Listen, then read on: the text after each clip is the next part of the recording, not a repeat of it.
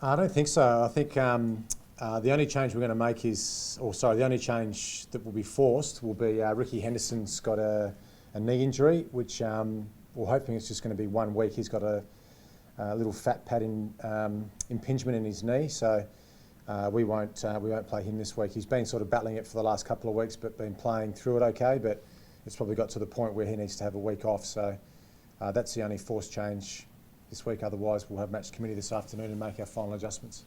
Scott Thompson, right? Yeah, we just needed some run late in the game last week. Daniel Wells obviously lit up in that third quarter, and we had it seemed like the perfect guy to come on fresh and run with him with Matty Wright. So that was just, I guess, a strategy that we did on the day. But I don't think he'll would be any danger of missing this week. How's he going? Is he a bit frustrating with how the years played out for him? Yeah, no, it's been with Scotty Thompson. I think with the way the umpires this year obviously throwing the ball up, it's been getting from contest to contest for him. He's still our best clearance player. He's still our bull inside the contest. But we've seen now with the way the game's being played, it's so much more continuous. I think he's sort of struggled to get from contest to contest as much as what he probably would have liked. But he's carried some little niggles throughout the season. Hasn't been his best year, but yeah, we still value his contribution as much as anyone else in the team. Brenton, I know you can't control the situation with all the Essendon stuff, but possibility of still playing finals with the win on the weekend. Yep. Does give you a bit more of a buzz in the step? Yeah, yes and no. I mean, I guess we're like everybody. We're watching with a lot of interest about how this is going to unfold with Essendon, and we've just got to play the season out. So our message to the team and to our supporters is we're going to fight out every game till the final siren in the round 23 game against West Coast over in Perth. We're just going to keep fighting, and we'll keep picking our best side every week, regardless of our situation. And we just got to make sure we make winning a habit. Well, I think we're playing some really good footy. You know, the last sort of 6 weeks we've won 2 games, but it feels like we're playing pretty well, and we've just got to keep winning. And if it ends up that 9th ends up being the 8th, we'll certainly grab that like any other side would. But a lot of things have got to go our way, but we'll keep fighting it out. Given the scenario, do you pick your team a little bit differently, thinking that you could be alive in a normal year where you might not be? No, not so much. I mean, sometimes you've got to be careful what you say too, because clubs sometimes say they make list management decisions when it comes to when they can't make it. But not for us. We'll just keep picking our best 22. There's some guys who we still want to have a look at, but I still want to win, and that's the mentality we'll take into every game from here to the final siren. Do you watch closely with what the penalties are going to be, Brenton, if there are one? Sorry, say again? Do you watch closely? I mean, you guys copped it pretty hard in the last 2 years. One inadvertently with Ken Bailey, and then of course with the ticket. Yeah. They're proven with the charges. Do you sort of feel as though they need to be punished fairly, considering you guys copped a fair bit? Yes and no. We can't really affect what decision the AFL are going to finally make with the Essendon situation. I know that we got dealt some pretty severe penalties, and we've had to live with them. We've had to get on with it. You can't look back on previous decisions and think, was that fair or not? We've just got to get on with business, and ultimately the AFL will make a decision on the Essendon situation, and if it's fair, it's fair. If it's not, it's not. Brenton, do you now begin to reflect on what responsibilities you carry after you see what James Bird's dealing with? And I certainly feel for what their coaching staff and what their club are going through. I sympathise for their players too. They've had a horrible season when it comes to speculation. It's been drawn out for the entire season pretty much for them, and in one respect, I guess it's galvanised the group. But it looks like they, it's starting to wear pretty thin on their footy club and their supporters, and it's been a really disappointing season, I guess, from the AFL's point of view, because this is a great game, and this has been the major headline almost constantly, week after week after week, and it just feels like that we all want it to end and get on with hopefully a really good finals campaign for the AFL. What about in terms of you as a personal responsibility, your job here now? Look at what's happened at Essendon, so it's a bit more than just coaching a team Monday to Friday. Yeah. So, yeah, sorry, I understand now. It's the senior coach's role is certainly one of management, and you have to manage not just your coaches and your team, but also what happens through your whole football department. And It's very time consuming. It's very difficult to be across completely everything all the time, but you have to have some really strong guidelines in place and some, I guess you've got to ensure you've got the right people. That's important, but yeah, we've got to ensure that we don't make mistakes that have been made at other clubs, I guess. Has it hurt the game, though, Brenton? Like, we're a bit removed from it over here, being in Adelaide, but we're obviously seeing, feel it. Has it hurt the game, you think, this whole saga? It probably has, yeah. It probably has, yeah. It happens in all industry, not just football, but in sport across the world. There always seems to be some sort of drama that unfolds every season. You know, whether it's through gambling and match fixing and drugs in sport. You know, through every major competition throughout the world, there seems to be some sort of distraction from what is great, and that's our game. And this is I guess the first time it's really been tested. You know, the integrity of our game. And there's so many great stories though through our competition still, you know, and as I said before, it seems like this has been the major headline from almost round one through to now, which is a shame because there's been some great stories this season. I've said before, hopefully we're involved in this year's finals campaign, but if we're not, it's all set up for a great, you know, there's some, it's really open. The 8 sides that end up making it, it's going to be a fantastic September, I think, for the AFL this season, and it's just a shame that unfortunately, this has been the major story, but it's a great game. There's great stories amongst our group as well this season, even though we've had a disappointing season with win and loss. There's a lot of good things to write about what this team's done this year, so hopefully we can reflect on some of that at the season's end. The other major story that is local ends tonight is you'll get your reserve side out. Well prepared, are you, for setting it up?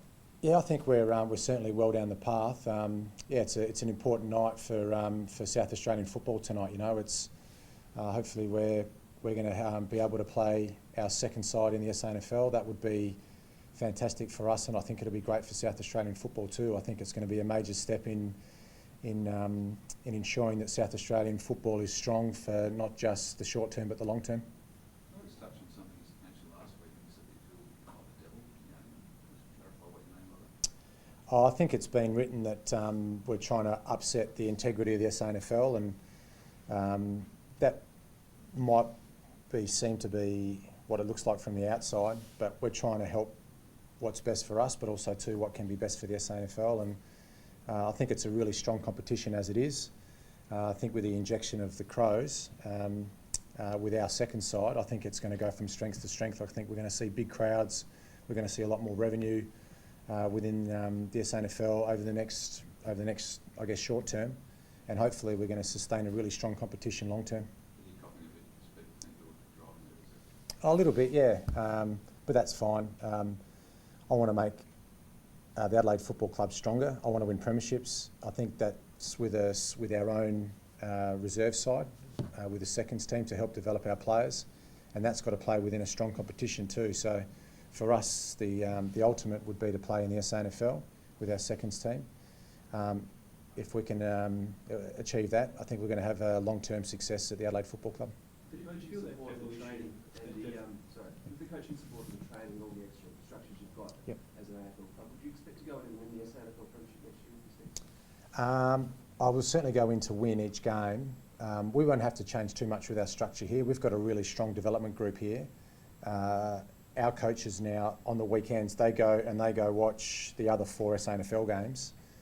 Now those coaches who do that would become our coaches for that team. So we won't have to make too much adjustments to our current structure. We might have to employ another 1 or 2 people, I guess, to manage the match day logistics of it all. But ultimately, things won't change too much here internally. We'll certainly go in to win, but our priority is to develop our younger players with our game style and to play our way.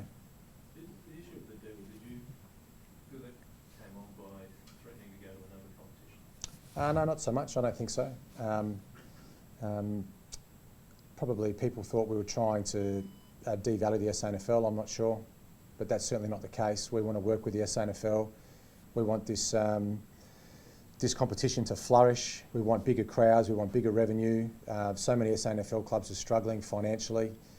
This could be the injection of revenue that they need to remain strong. Brenton, I don't know if you've thought about it, but being a good Sturt boy from the past, what do you say to Sturt fans regarding the Crows? Sturt play Crows in the reserves? Oh no, I think you know, if you're a Sturt supporter, you're probably still going to support Sturt when Sturt play the Crows. Maybe you can't lose, I'm not sure, but no, you'll certainly go along and you'll see a great game of footy. You know, I wouldn't be sitting here today if it wasn't for the Sturt Football Club. You know, they gave me a great opportunity, and I'm forever grateful for what opportunity they gave me. With the Crows in the SANFL competition, Sturt are going to survive. Sturt are going to be strong, and we'll see Sturt probably live. That's important for me too. You know, so yeah, hopefully it all ends up where all parties are satisfied, and you can't please everybody all the time, but hopefully we're going to reach a position where the SANFL and the Adelaide Crows are strong. A month ago, you probably would have counted close to a win against the Bulldogs, but they've certainly turned their form around probably today. What would you be making of that? Yeah, their last 4 weeks have been really good. You know, they've obviously last week they won, and even the games they've lost in the last month, they've been right in them. They were fantastic against the Swans as well. So we're expecting a really hard contest. Great contested ball side, good clearance side. Some of their young forwards are really performing well at the moment too. And of course Griffin, Cooney, Liberatore, they've got a pretty strong midfield as well. So it's going to be a good game. Two really young sides going head to head. It should be a really good game of footy. Brendan, who do you like for Ricky when he comes out? A few options. We can shift David McKay from the wing back to half back. Tambling, Yench, those sort of guys are in form in the SANFL. We played Andy Otten forward last week. He could swing back to defence. So we've got some options. Just depends, I guess, what sort of mix we go with.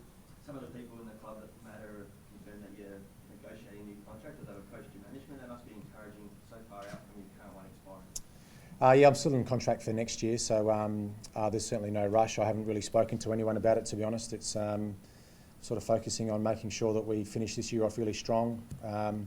We want to finish with 3 more wins. You know, we won on the weekend against North. I've liked our form the previous sort of 6 weeks. We've just got to make sure we finish this year off really strong. And if it ends up that the club offer me a contract extension, I'd be really thrilled with that. Is it encouraging though that in I suppose, most trying time of your short coaching reign at the clubs, it's a good sign of confidence, isn't it? They've approached your manager and they're trying to knock things out. Yeah, I think the relationship's really strong. You know, I do really like it here. I've become quickly attached to this young group, and we've seen obviously this week with Michael Voss and the changing landscape with coaching. You know, and Fremantle targeting Ross Lyon. 18 months ago. Success is really important. You've got to have a side that has sustained success. You've got to have a short-term and a long-term vision of where you want the club to go, and I'm really excited with the move to Adelaide Oval next year. We get a few guys back from injury. I think we're going to be a really strong young side for a few years to come. So I think the future's really bright for our team. It's better to get rid of it now, not let it be a distraction next year. It wouldn't be a distraction for me. No, I don't.